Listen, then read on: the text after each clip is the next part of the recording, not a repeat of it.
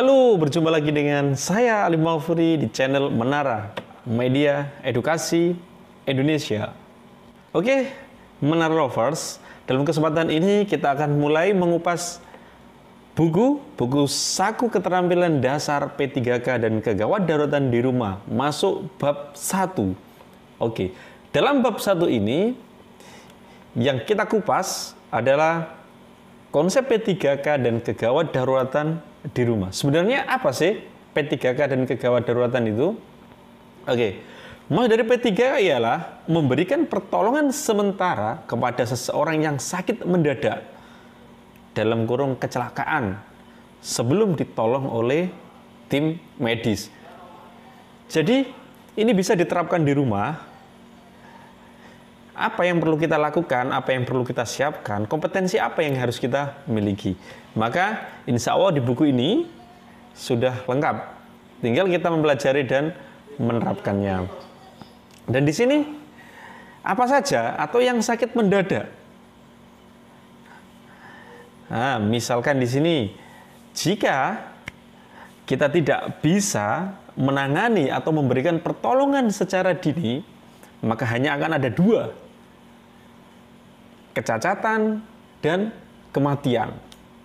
Oleh sebab itu, P3K ini harus dimiliki siapapun, dimanapun. Karena apa? Karena ketika kita mempunyai kompetensi ini, kita masih ada secercah harapan untuk menghindari kecacatan sampai pada kematian. Prinsipnya adalah tepat dan cepat.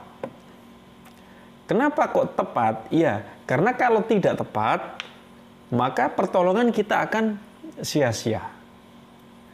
Yang dimaksud tepat itu seperti apa? Misal, terjadi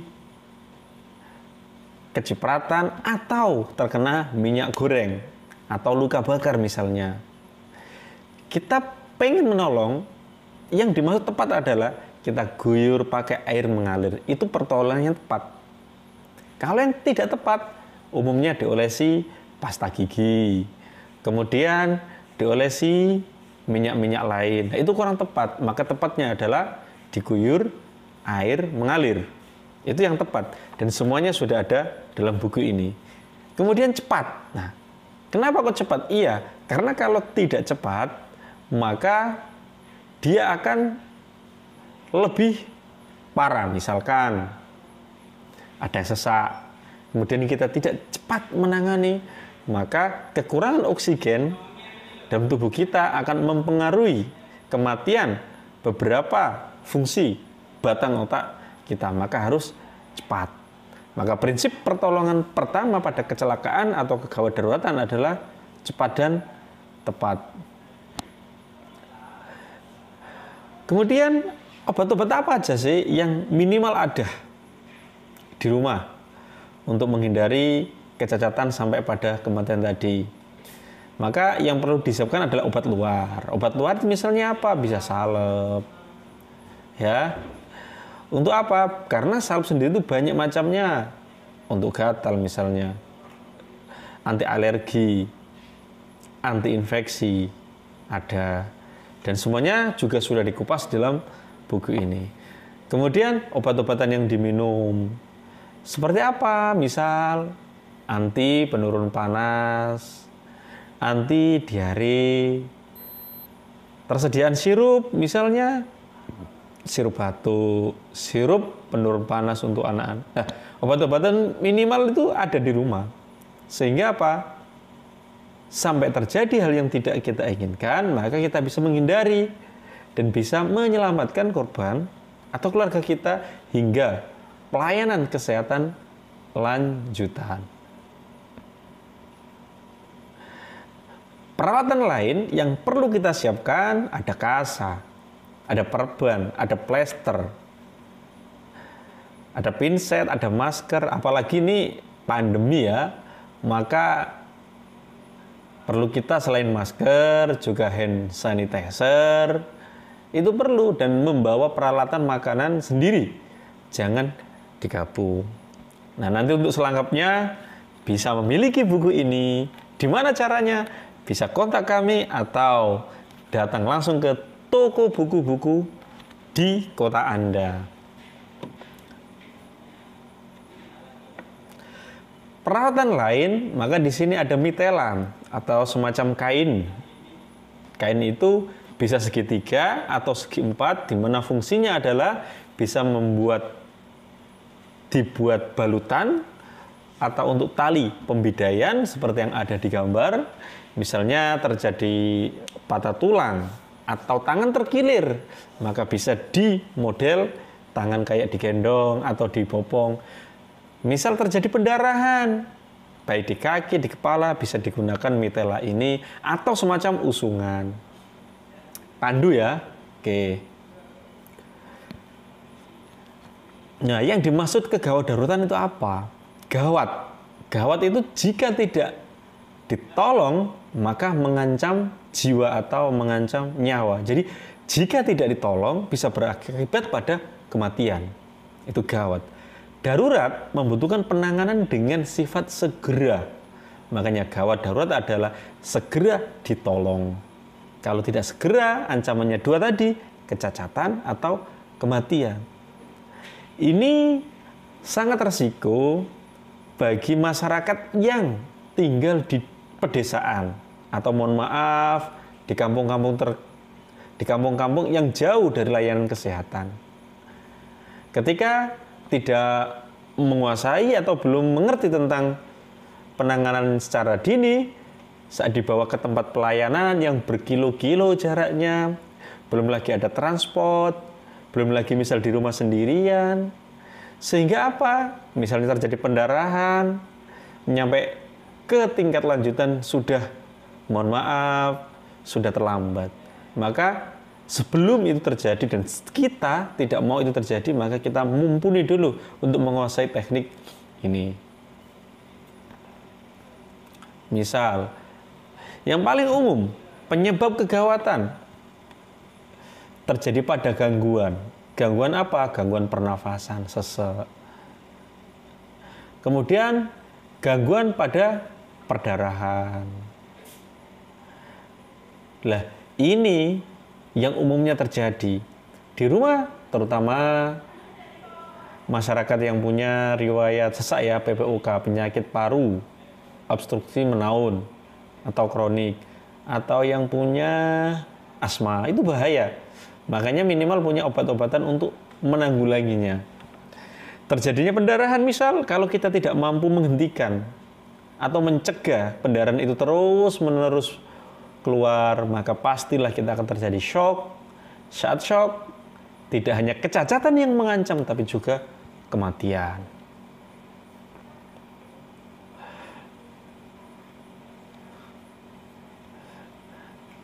Kegawatan bisa karena apa tadi? Gangguan. Yang kedua bisa karena penyakit. Penyakit jantung misalnya. Tiba-tiba nyeri dada. Tiba-tiba jantungnya lemah berdetak. Nah, kita harus mengetahui itu. Maka obat-obat yang tadi di rumah atau obat-obat yang biasanya dikonsumsi harus ada. Kemudian apa? Darah tinggi. Kita harus tahu minimal tanda dan gejalanya. Obat apa yang perlu diminum ketika darahnya sedang naik misalkan. Atau apa yang perlu kita lakukan ketika darahnya sedang turun. Sama dengan diabetes. Apa yang perlu kita lakukan ketika diabetesnya lagi naik atau gula darahnya? Dan apa yang perlu kita lakukan ketika diabetesnya gula darahnya lagi turun? Ini adalah penyakit-penyakit yang menimbulkan kegawatan yang bisa terjadi di rumah kapan saja. Sesak, asma juga bisa. Makanya obat-obat pertolongan pertama secara sederhana idealnya dimiliki. Kemudian kegawatan yang diakibatkan oleh trauma, benturan misalnya, kemudian tertusuk, asam lambung meningkat, fraktur. Hal-hal ini semua tidak kita inginkan terjadi, namun ini mengancam kita sehari-hari. Di sekeliling kita sudah ada seperti ini. maka kita harus menyiapkan diri untuk setidaknya menanggulangi sehingga tidak terjadi kecacatan sampai pada kematian. Kita bisa menolong secara dini hingga tingkat lanjutan baik ke klinik, puskesmas maupun ke rumah sakit.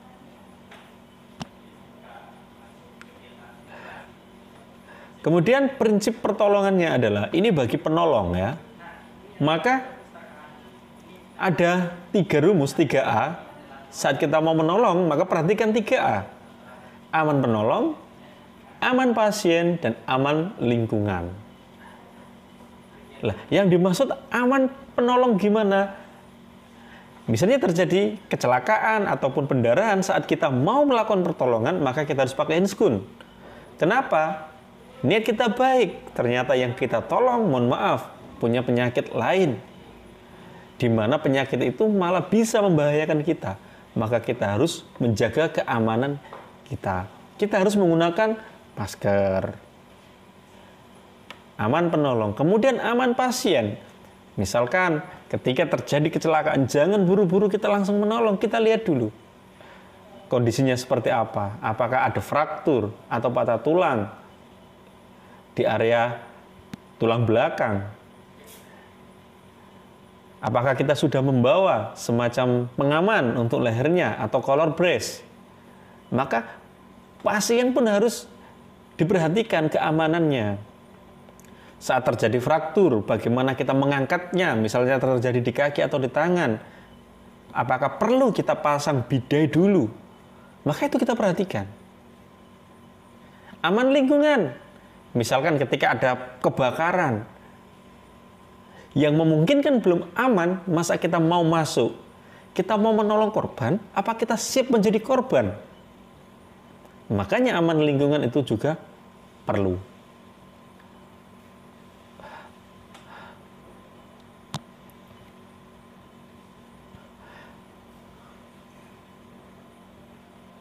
Oke, terima kasih.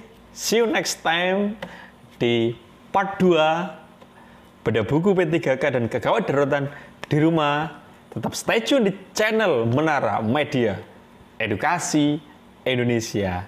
Dan jangan lupa share, komen, like, and subscribe. Demikian salam dari kami, Menara Indonesia. Wassalamualaikum warahmatullahi wabarakatuh.